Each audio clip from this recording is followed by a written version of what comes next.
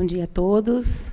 Queria agradecer, em meu nome, ao professor César e ao professor Marcos Felipe pelo convite. É um prazer estar aqui com vocês hoje. Vou falar do tema talvez um pouquinho mais árido de todo esse evento, que é falar um pouquinho sobre diagnóstico e fisiopatologia, mas eu tentei fazer de uma maneira que não fique muito cansativo. Bom, em relação ao conceito do ovário policístico, é um pouquinho complicado no sentido de você identificar exatamente o número, a epidemiologia da doença, porque, na verdade, ele tem o seu conceito bastante discutido e não é consensual, né? Então, começou com Stein e Leventhal em 1935, que foi descrito como mulheres que apresentavam amenorreia e a característica policística dos ovários nas autópsias. E isso foi progredindo, a gente tem cada vez mais informação em relação à doença, mas, na verdade, os consensos entre as diferentes sociedades, ele apresenta algumas diferenças e algumas mudanças. E, por isso, quando a gente vai avaliar qual é o conceito clínico de síndrome dos ovários policísticos, fica claro a presença do hiperandrogenismo associado à anovulação, mas cada sociedade propõe um conceito diferente. Então, se a gente for avaliar, isso aqui é uma tabelinha que compara os principais conceitos que a gente tem hoje em dia, né? Então, o conceito do NIH, que é o mais antigo, o Rotterdam, que se mantém depois com uma revisão em 2012, mas praticamente sem mudanças, e a Sociedade de Excesso de Androgênios. Então, se a gente for considerar, por exemplo, o que o... Não está mudando. Okay.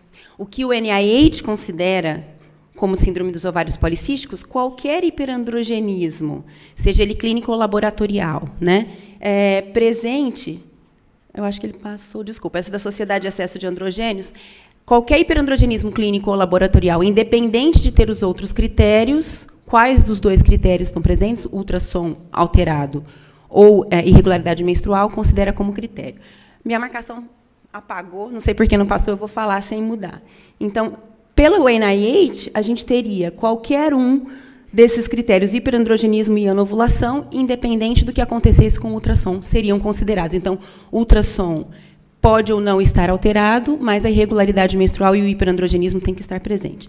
E pelo Rotterdam, a gente teria que qualquer um desses três, dois desses três critérios poderiam estar presentes. Então, a gente tem a situação em que você pode não ter o hiperandrogenismo e ter alteração ecográfica com a característica do ovário policístico associada à irregularidade menstrual.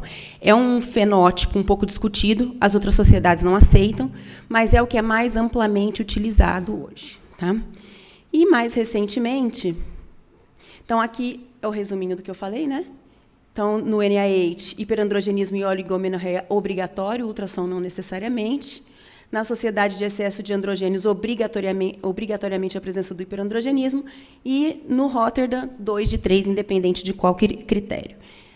Se a gente for considerar essas diferentes características, a gente vai ter diferentes prevalências, porque as pacientes têm fenotipos diferentes, né? Então, de acordo com o NIH, numa avaliação de 2016, a gente teria uma prevalência de 7,2% de mulheres com ovário policístico dentre as mulheres em idade reprodutiva. E, pela Sociedade de Excesso de Androgênios, isso chegaria a quase 12%. E, com relação ao Rotterdam, que é o critério mais amplo, porque inclui, inclusive, aquelas que não têm o hiperandrogenismo, chega a quase 17%. Então, esse conceito é um pouquinho variado. A gente vai adotar o Rotterdam, porque é o que a maioria das sociedades adota, mas a gente vê que até a prevalência, se discutir prevalência da doença, é um pouquinho complicado. Mais recentemente, especificamente há 2 semanas atrás, saiu essa nova recomendação, que, na verdade, é um trabalho que foi feito, organizado por esse grupo australiano, com o apoio da Sociedade Americana e da Sociedade Europeia de Medicina Reprodutiva, na tentativa de se obter um consenso menos variado, vamos dizer assim. E eu vou apresentar esses conceitos para vocês mais para o finalzinho, que a gente vai abordar um pouquinho a fisiopatologia antes. E como que acontece a síndrome dos ovários policísticos? O problema dela é que ela é multifatorial. Então, muitas coisas fazem com que a mulher possa desenvolver o quadro de ovário policístico, e não é só um fator, de maneira que o diagnóstico, ou mesmo os fenótipos, são muito diferentes entre as diferentes pacientes. Então, a gente tem um fator genético associado, e hoje isso já está bastante estudado, e a gente vai comentar um pouquinho.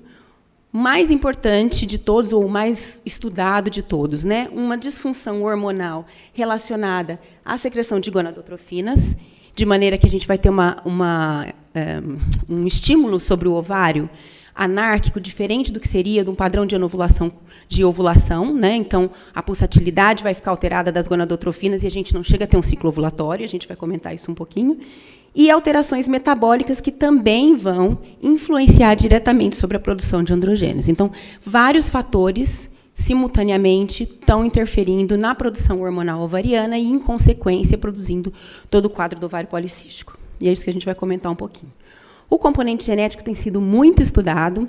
Esse é um dos estudos que mostra, é um estudo do Aziz, que é um grupo grande, e do Legros, que estudaram em 19... Esse artigo já é um pouquinho antigo, mas foi um dos primeiros artigos que mostrou que a síndrome do ovário policístico tem uma característica genética associada. Então, ele estudou níveis de testosterona e de outros androgênios em mulheres comprovadamente com ovário policístico, em irmãs dessas mulheres, e depois estudou separadamente as irmãs que tinham hiperandrogenismo, mas não necessariamente ovário policístico comprovado, e aquelas que não tinham hiperandrogenismo no seu fenotipo. E o que ele percebeu é que as irmãs, principalmente aquelas com a manifestação hiperandrogênica, mesmo sem o diagnóstico de ovário policístico, também tinham níveis de testosterona aumentado, mostrando que isso deve ter um fundo genético associado. E depois desse estudo vieram vários outros, logicamente que eu não vou entrar em detalhes, mas vários genes vêm sendo aventados relacionados à síndrome dos ovários policísticos. Isso estaria para a gente falar uma manhã inteira só sobre isso. Além disso, as disfunções hormonais. A principal delas seria uma interferência na pulsatilidade do LH. Isso é uma característica da doença. Toda mulher com ovário policístico provavelmente tem hipersecreção de LH. A gente consegue documentar se a gente dosar LH nessas mulheres? Não necessariamente, porque ele é pulsátil. Então, às vezes, a gente dosa e essa hiperpulsatilidade não aparece. Tá? Mas é uma característica própria da doença, e toda vez que eu tiver o LH mais aumentado, é muito sugestivo de que essa mulher tem ovário policístico. Então, o que acontece nessa situação? Então, nesse estudo aqui de 1993, então já é um estudo bastante antigo, essa autora fez o segmento de mulheres durante um dia todo, então uma avaliação circadiana, de mulheres eumenorreicas e de mulheres com ovário policístico. E os valores de LH, além de muito mais aumentados nas mulheres com ovário policístico, eles perdem o padrão de pulsatilidade. Então, esse padrão de manutenção do LH sempre alto é, vamos dizer assim, o principal ponto na etiologia da síndrome dos ovários policísticos, e a partir daí fica mais fácil entender como a gente trata e por que a gente trata com os medicamentos que hoje são a primeira opção. Então, a gente tem essa hipersecreção de LH. A gente sabe que o LH tem um papel direto sobre as células da teca ovariana na produção de androgênios, né? É o estimulador direto. Então, a partir dessa hipersecreção de LH, a gente tem o hiperandrogenismo, pela produção de androgênios ovarianos, e esse hiperandrogenismo, na conversão periférica, então, a hora que eu tenho androgênio circulante, esse androgênio lá no tecido gorduroso vai ser convertido em estrona. O que acontece? Como eu tenho muito androgênio circulante, muita produção de estrona, quando eu vou fazer o retrocontrole, lá na hipófise, ao invés de eu fazer predominantemente as custas do estradiol, que vem do ovário, eu vou ter um braço de ferro muito grande ali com essa estrona que está vindo da periferia. E isso acaba gerando uma alteração na pulsatilidade das gonadotrofinas lá na hipófise.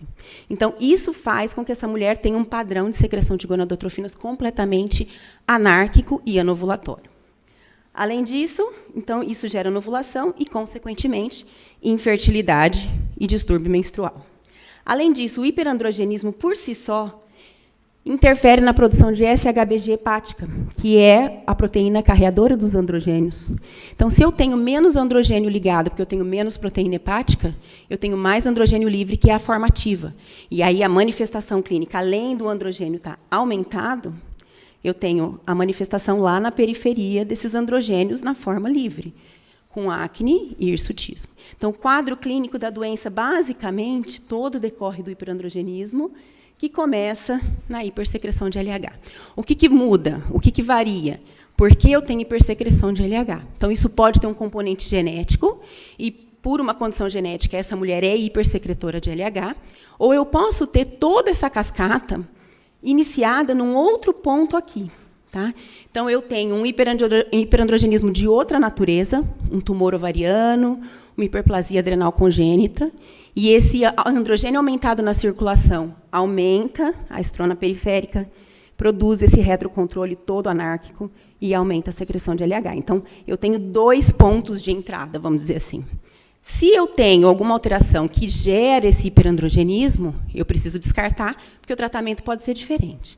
Se eu não tenho nenhuma alteração secundária, então, provavelmente, tem uma origem genética, e eu vou tratar, basicamente, tentando controlar essa hipersecreção de LH.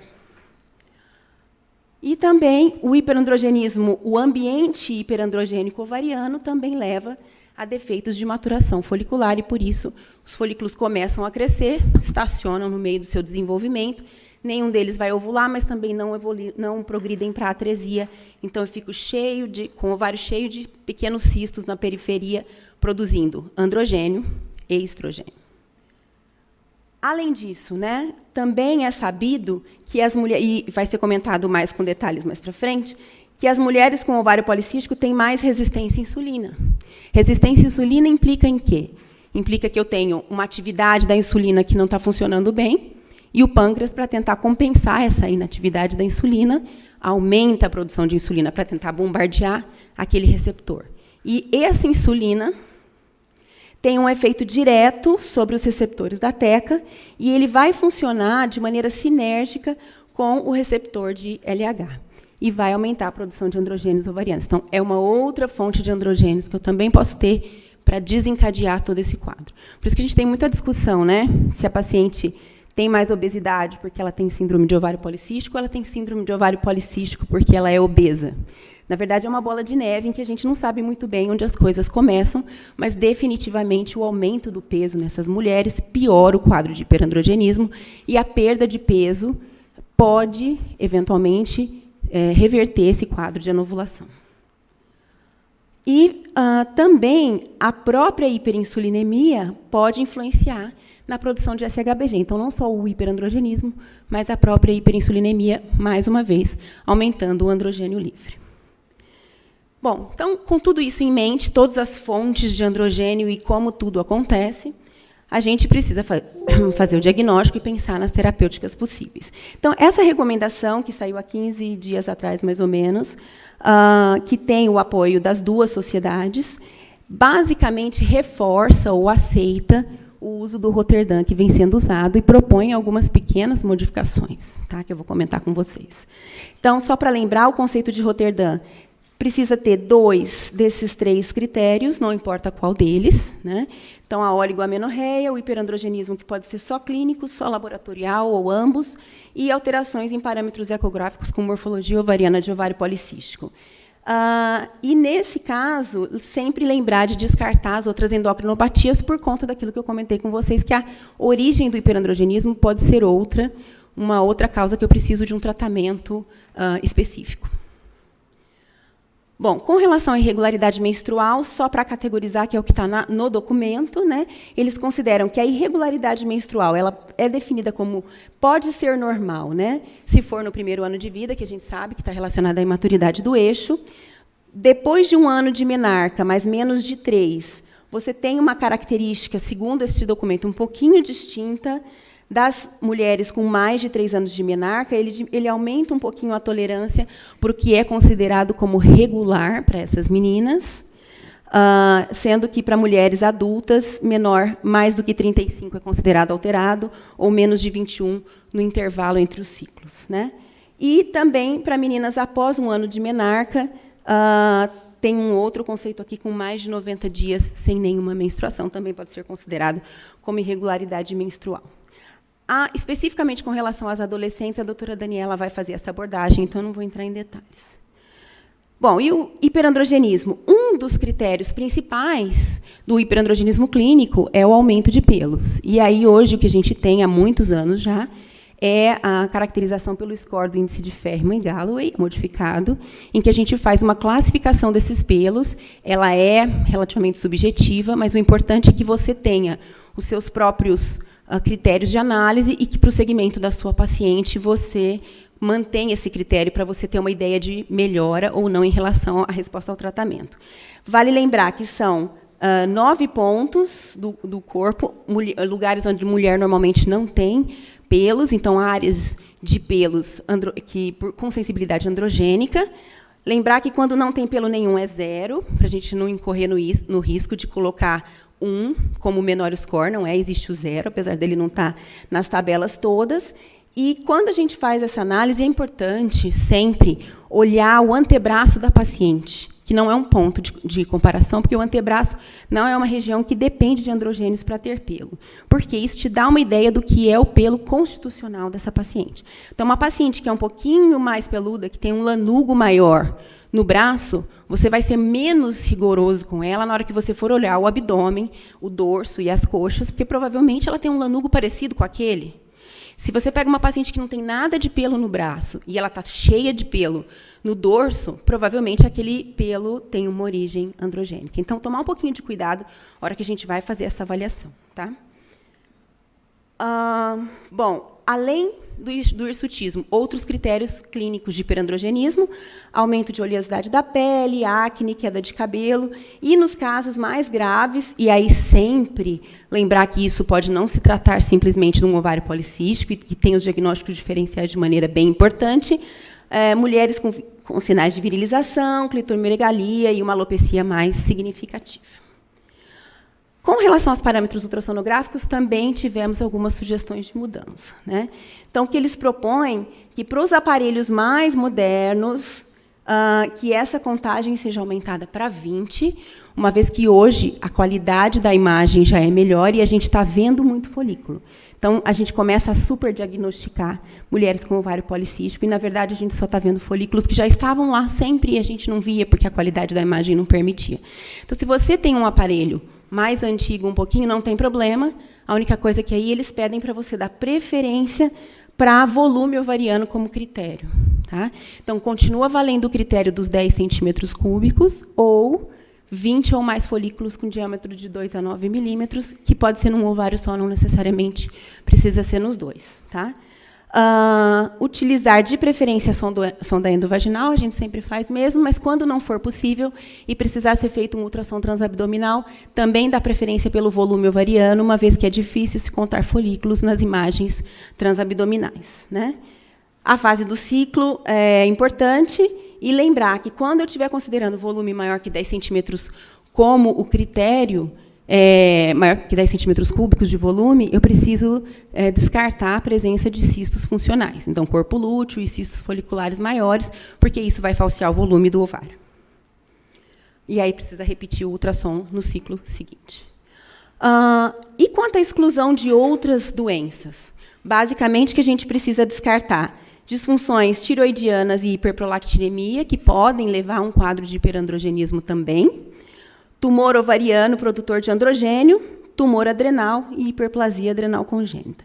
Na verdade, o que a gente faz? A dosagem de prolactina e TSH, que praticamente já faz parte da rotina quando a gente está investigando uma anovulação crônica, e lembrar que, para aquelas mulheres com anovulação e hiperandrogenismo, a gente deve também solicitar a testosterona, que pode ser livre ou total. A mais recomendada é a livre, mas em algumas condições, casos onde a gente não tem condição de fazer a livre, a total também pode ser realizada. O DHEAS, que é um marcador de tumor adrenal, e a 17-alfa-hidroxiprogesterona, que é um marcador de hiperplasia adrenal congênita. Tá? Só para finalizar, então, o nosso fluxograma diagnóstico. Né? Na presença de oligoamenorreia e hiperandrogenismo, eu tenho os dois critérios. Se a gente está seguindo o Roterdã, optamos por escolher o Roterdã como critério, praticamente eu não preciso de mais nada, porque eu já tenho 2 de 3 critérios. O ultrassom vai entrar como uma ferramenta complementar, mas já não é mais obrigatório para o diagnóstico. Então, se eu tenho os 2 critérios, eu fecho para a SOP. A diferença é que eu preciso descartar a presença de outras endocrinopatias que possam ser a causa daquele quadro clínico, e não um SOP de uma origem genética ou alguma coisa que não tem um tratamento específico. Então, eu vou descartar as outras causas de hiperandrogenismo que estão aqui, que a gente acabou de falar no quadro anterior. Tá? Então, basicamente, os androgênios, a prolactina e o TSH.